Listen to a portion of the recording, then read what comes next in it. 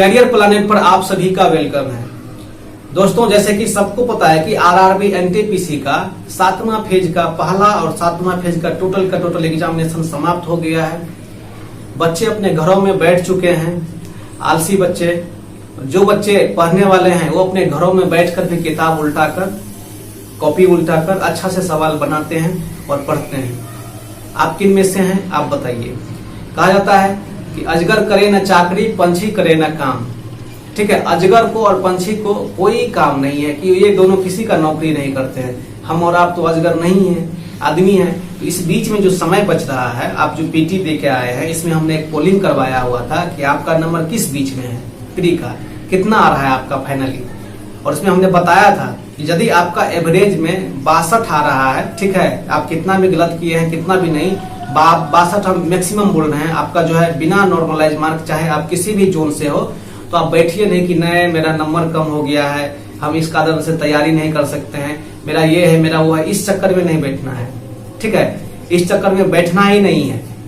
क्योंकि 62 यदि आपका है तो 62 आपका कट ऑफ है, सॉरी 62 आपका नंबर आ रहा है रो मार्क काट छांट के, तो इसमें कम से कम 10 नंबर आप कीजिए। पीटी में बहुत ज्यादा बच्चे बैठते हैं। पीटी में कम से कम 1 करोड़ बच्चे का फर्क, तो सॉरी 1 करोड़ 25 लाख बच्चे तो एग्जामिनेशन का दिए थे, जिसमें से 40-50% दिए, 50 लाख बच्चा दिया होगा। तो देखिए, ये जो नॉर्मलाइजेशन होता है कि जितने शिफ्ट में एग्जामिनेशन होता है और जितने बच्चे उसमें एग्जाम में होते हैं, उस हिसाब से इसका जो है कट ऑफ तय होता है और इस हिसाब से इनका जो है नॉर्मलाइजेशन में मार्क बढ़ता है। ऐसा नहीं कि आपका कम है तो ज्यादा बच्चे ज्यादा शिफ्ट तो आपका ज्यादा नंबर।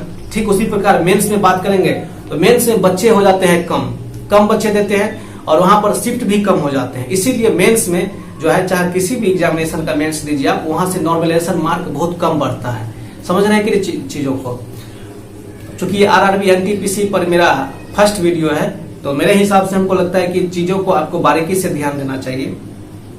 आरआरबी एनटीपीसी में जो है, जब हम सीबीटी 2 का बात करेंगे तो सीबीटी 2 में जब आप सीबीटी 1 का प्रत्येक पोस्ट का यदि आप कट ऑफ पास कर लेते हैं, ठीक है, हर एक लेवल 5 लेवल 4 लेवल 6 लेवल जो भी लेवल वगैरह है, इनका अलग अलग जो है कट ऑफ बनेगा। ठीक है, यदि आप 5 लेवल के लिए हैं तो आप 5 लेवल का मेंस भी दे सकते हैं। ठीक है, और यहाँ पे सबसे बड़ी बात कि लेवल कोई भी हो, लेवल 4 का हो, लेवल 3 का हो, लेवल 2 का हो, सबसे पहले हम एग्जामिनेशन कब देंगे और ये सीबीटी 2 का इंपोर्टेंस क्या है, ये चीजें जाने रहेंगे तभी हमको जो है फायदा हो सकता है।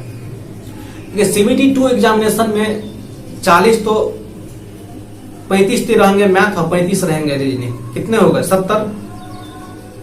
35 मैथ और 35 रहेंगे रीजनिंग, 70 और 50 को रहेगा जीके जीएस या चाहे जीए। ठीक है, तो ये जो अभी आप पढ़े हैं पीटी में, इससे बिल्कुल भिन्न रहेगा, इससे बिल्कुल अलग रहेगा। आप जो तैयारी कर रहे हैं या जो भी किताब पढ़ रहे हैं उससे अलग रहेगा। इसके लिए आपको तैयारी निश्चित रूप से करना ही पड़ेगा, अलग से डेडिकेटेड होके। और मेंस का एग्जामिनेशन जो होता है, एक पॉइंट के लिए जो है मेंस का एग्जामिनेशन होता है। अभी बिहार में जो है, बिहार दरोगा का फाइनल रिजल्ट दिया है, उसमें 156.4 वाले बच्चे तो चूंकि मेंस में मेरिट बनता है, 156.4 वाले बच्चे सेलेक्ट हो गए हैं, लेकिन 156.2 वाले बच्चे सेलेक्ट नहीं हुए हैं।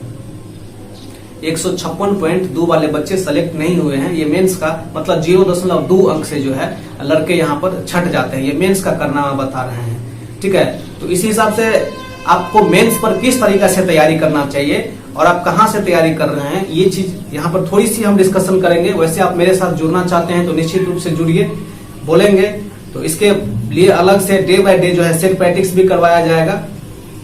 ठीक है, तो मेंस का जो आपको सबसे पहले करना क्या चाहिए कि प्रीवियस ईयर जो क्वेश्चन है, चाहे किसी भी पब्लिकेशन का, सबसे पहले आप प्रीवियस ईयर क्वेश्चन को बनाइए मत, ले आइए किताब खरीद के, या किताब है ही तो उसमें से आप सबसे पहले क्या कीजिए, एक लाइन सारे चैप्टर का नाम लिख दीजिए। ये परसेंटेज है, ठीक है, प्रॉफिट एंड लॉस है, सीआईएसआई है, ठीक है, फ्रैक्शन है, एलसीएम एचसीएफ है, उसके बाद एडवांस मैथ है, जो भी चीजें हैं सारे को एक साइड लिख दीजिए और उसके सामने में लिख दीजिए जो 3 शिफ्ट या 4 शिफ्ट हुआ है उसके सामने में लिख दीजिए ये क्वेश्चन। सबसे पहले आप क्वेश्चन काउंटिंग कर लीजिए।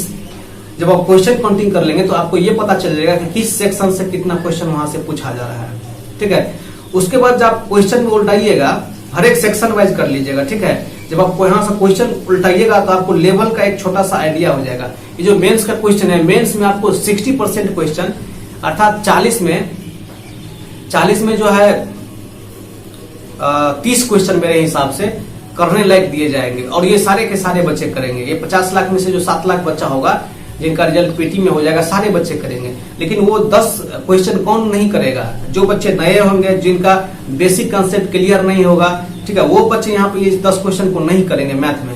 ठीक है, समझ रहे कि चीजों को? 25 सब करेंगे और 10 जो है यहाँ पर कोई नहीं कर पाएंगे। कोई नहीं, मतलब जो लड़का तैयारी कर रहा हो 35 में 35 ठोकता है, हम आप क्या है। तो इसीलिए आप सबसे पहले उसका प्रारूप देखिए।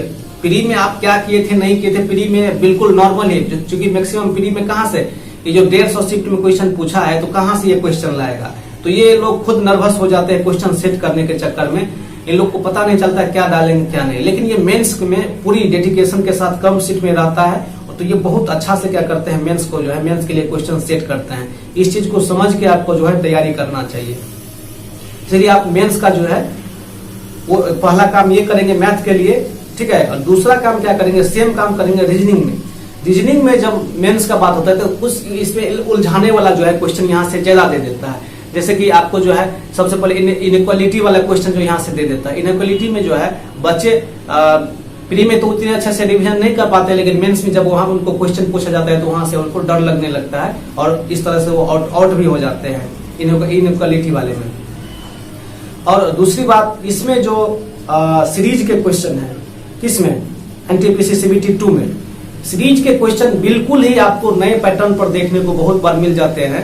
यदि 5 क्वेश्चन पूछे, 5 में से 2 या 1 ही आप कर पाएंगे अच्छे से। बाकी क्वेश्चन करने के लिए आपको बहुत ज्यादा प्रैक्टिस की जरूरत है, ठीक है। तो आप कहां से प्रैक्टिस करेंगे, तो आपको जो सबसे पहले तो उसका प्रीवियस ईयर पेपर जितना भी है आप लगा लेंगे। प्रीवियस ईयर लगाने के बाद कुछ मॉक टेस्ट आप देंगे ऑनलाइन, ठीक है। आप टेक्स्ट बुक का दे सकते हैं। 2016 में हमने दिया हुआ था, सिलेक्शन तो नहीं हुआ, लेकिन टेक्स्ट बुक में बहुत ही अच्छा रहता है उसका। आप टेक्स्ट बुक का जो है मॉक टेस्ट लगा लीजिएगा।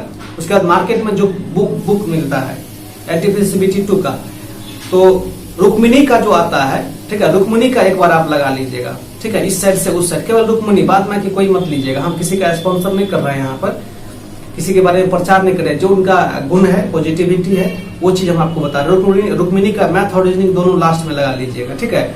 इन दोनों को करने का देखिए 35 और 35 70 में से आपको 60 यदि आप यहाँ से कर लेते हैं, 60 या 70 में से आप 65 यहाँ कर लेते हैं, 65 आराम से किया जा सकता है। फिर भी हम मानते हैं कि 62 63 ही करते हैं आप। बाद में कि 6-7 क्वेश्चन बहुत टफ आ गया था आपके सीट में, आप छोड़ देते हैं, तो 62 तो आप यहाँ से कर लिए हैं। और बाद में कि जो 50 बचता है जीके जीएस में, इस जीके जीएस में ही सारा का सारा है माजरा छुपा हुआ है, ठीक है। ये जो 50 क्वेश्चन है, 50 में से कम 6 या 7 आपको करंट अफेयर्स पूछेंगे।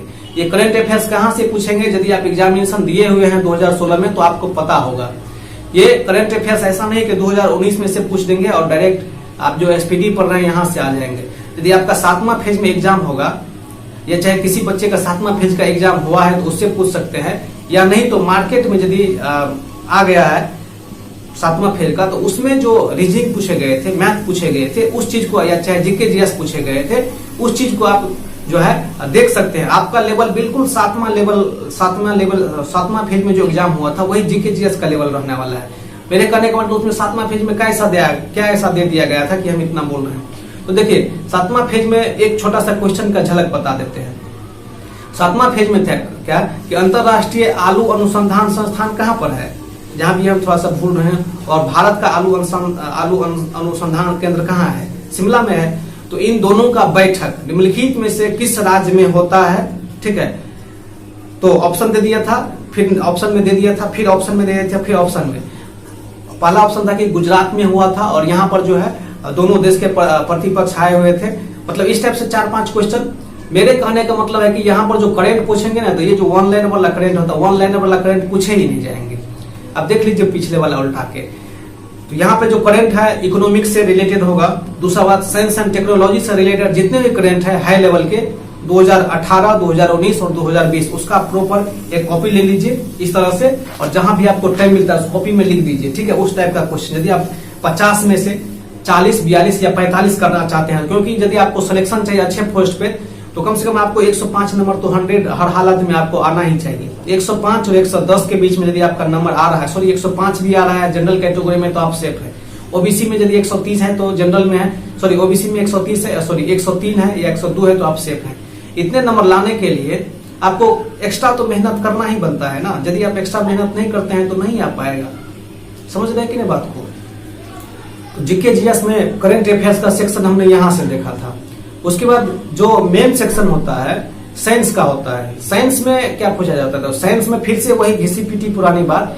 आप क्या कीजिए, साइंस में 2016 में जितने भी शिफ्ट हुए थे सबसे पहले उसको चट कर जाइए। उसमें भी बायोलॉजी वाले सेक्शन को चाटने का कोशिश कीजिए, क्योंकि 2016 में जो एनटीपीसी का एग्जामिनेशन हुआ था, ये एग्जामिनेशन भारत में लगभग जितने भी एग्जाम हुआ है सब एग्जाम को इफेक्टेड किया है। ठीक है, 2016 के बाद से यहाँ से क्वेश्चन पूछने का ट्रेंड ही बदल दिया गया है। पहले लोग एसपीडी पढ़ के अच्छे खासे नंबर ले आते थे, लेकिन अब वो सिस्टम हट गया है। एसपीडी से रिजल्ट नहीं होता है। ठीक है, बायोलॉजी ही पूछा है तो बायोलॉजी खतरनाक लेवल का बायोलॉजी, फिजिक्स ही तो खतरनाक लेवल का फिजिक्स पूछ दिया है। ठीक है, केमिस्ट्री है तो अच्छा खासा लेवल का जो है एनडीए सीडीएस लेवल का फिजिक्स केमिस्ट्री पूछ दिया गया है। तो आप 2016 वाले को पहले खत्म करेंगे। 2016 के बाद जो है आप कुछ एनडीए और सीडीएस का क्वेश्चन बैंक का पीडीएफ निकलवा लेंगे नेट से। नहीं तो हमको बोलिएगा, हम प्रोवाइड, देखिए जो बोल रहे हैं मार्क लाना है वो करना ही पड़ेगा, क्योंकि जो लेवल बना के रखता है, जहां से क्वेश्चन लाता है ये लोग, जहां से देख कर सेट करता है, ये चीज हम आपको बता रहे हैं। ठीक है, एनडीए का जो बायोलॉजी वाला क्वेश्चन होगा जैसे सीडीएस का, उस क्वेश्चन को आप एक बार नजर मार लीजिएगा। ठीक है, हो सकता है कि हूबहू आपको एनडीए वाला देखने को मिल जाए, क्योंकि 2016 वाले क्वेश्चन को जो आप मिलाएंगे तो बहुत सारे क्वेश्चन बायोलॉजी के फिजिक्स के ऐसे थे जो एनडीए से उठा के हूबहू दे गया था। जस्ट उसके पिछले भी ईयर में एनडीए सीडीएस पूछा था, उसको जो है 2016 में ये लोग अपना वहां से डाल दिए थे।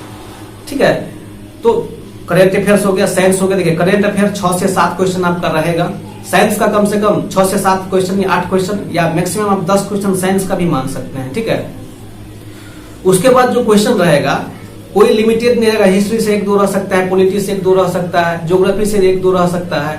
ठीक है, उसके बाद मतलब उसके बाद कोई स्पेशली यदि चैप्टर का नाम लेंगे कि इस चैप्टर से पूछा जाता है 10 क्वेश्चन, तो ये मतलब बिल्कुल ही नाइंसाफी होगा। उसके बाद आप पजल टाइप का क्वेश्चन पूछ जाता है, जिसको आप जब तक पढ़ते रहिए, जैसा क्वेश्चन पूछ रहा है उस हिसाब से तैयारी करते रहिए, रोज पेपर पढ़ते रहिए। ठीक है, कुछ भी पूछ सकता है। कंप्यूटर से 2 या 3 क्वेश्चन 100% पूछे भी जाएंगे और इनपुट आउटपुट डिवाइस का नहीं पूछे जाएंगे। कंप्यूटर से जो पूछे जाएंगे, आप एमएक्स एक्सेल वाला जो है शॉर्टकट की वगैरह सब देख लीजिएगा। ठीक है, ये सारा चीज देखने के बाद हिस्ट्री, ज्योग्राफी, पॉलिटी, ये सब को एक झलक आपको देख लेना है। निश्चित रूप से बहुत ज्यादा फायदा होगा और अच्छा खासा तैयारी आपका हो जाएगा। जब सब कुछ हो जाएगा, इस सब कुछ के साथ साथ जिस दिन से आप मैथ का तैयारी कर रहे हैं, वो मैथ के तैयारी के साथ साथ ही आप क्या कीजिए, तो एसपीडी का जो आपके पास सामान्य विज्ञान है उसको पेज नंबर 1 से लेकर लास्ट तक पढ़ना शुरू कर दीजिए, क्योंकि एसपीडी आज भी भारत के लगभग 90% एग्जामिनेशन को कवर करती है एसपीडी। ठीक है, इस बात को मानिए या नहीं मानिए, ये आपका है, आपका मानना, लेकिन आज भी जो है ये कवर करती है एसपीडी। तो निश्चित रूप से आप इसको जो है छोड़ नहीं सकते हैं। तो ये अभी हमने देखा था मैथ, रीजनिंग, मैथ में क्या कर सकते हैं, रीजनिंग में क्या कर सकते हैं, जीके जीएस में हमने अलग अलग सेक्शन में बात कर दिया है। इसके बाद जो फाइनली बात आता है कि यहाँ पर हम आप लोग के लिए क्या कर रहे हैं। तो दोस्तों यदि आप लोग चाहेंगे तो हम आप लोग के लिए मैथ का एक सेट और रीजनिंग का एक सेट हम अपने हिसाब से, देखिए तैयारी तो बहुत होता है, तैयारी यहाँ पर बहुत सारे लोग अपनी रोटियां सीखने के लिए तैयारी करवाते हैं, लेकिन उस लेवल का क्वेश्चन वहां पर नहीं डालते हैं जिस लेवल का क्वेश्चन एग्जामिनेशन में पूछे जाते हैं। तो यदि आप मेरे साथ जुड़ते हैं और आप लोग का इच्छा होगा तैयारी करने का, तो आप निश्चित रूप से जो है एक टेलीग्राम है द करियर प्लानट, जिसका हम यहाँ पर नीचे डिस्क्रिप्शन में लिंक देंगे। उस करियर प्लानट से जुड़ के और उस करियर प्लानट पे आप उनको मैसेज कीजिएगा। जितने भी लोग उस हिसाब से जो है मैसेज करेंगे, तो फिर यदि कम से कम 50-100 लोग होंगे तो हम तैयारी करना शुरू कर देंगे। क्योंकि देखिए इस चीज का जब आप तैयारी करवाएंगे तो उसके पीछे कुछ ना कुछ टाइम देना पड़ेगा। तैयारी जब आदमी देखने वाला होगा तभी तैयारी करवाएंगे, देखने वाला नहीं होगा तो नहीं करवाएंगे। और अच्छे खासे लेवल का तैयारी करवा देंगे हम आपका। और पीटी का एग्जाम खत्म हो गया है, 10 से 15 दिन के अंदर आपका जो है आंसर किया जाएगा। ठीक है, 1 से 2 दिन आंसर की को रेज करने के लिए दिया, जैसे कि रेलवे का आदत है। और फिर 1 सप्ताह 2 सप्ताह के अंदर आपका रिजल्ट आ जाएगा। जैसे आपका रिजल्ट आ जाएगा, ठीक 10 से 15 दिन के बाद आपका जो है नोटिस आ जाएगा कि हम फला दिन एग्जाम ले रहे हैं, 1 महीना से 1.5 महीना। देखिए एनटीपीसी 2016 में क्या हुआ था कि जब पीटी का एग्जामिनेशन हुआ था, तो पीटी के और मेंस के एग्जामिनेशन मात्र 1.5 से 2 महीना या 2.5 महीना का जो है लगभग में, हमको थोड़ा सा याद नहीं आ रहा है, समय दिया हुआ था। तो यदि आप सोच रहे हैं कि उन्हें रिजल्ट आने के बाद तैयारी करें, तो ये आपके जिंदगी का एक बहुत ही भयानक जो है ब्लंडर होगा।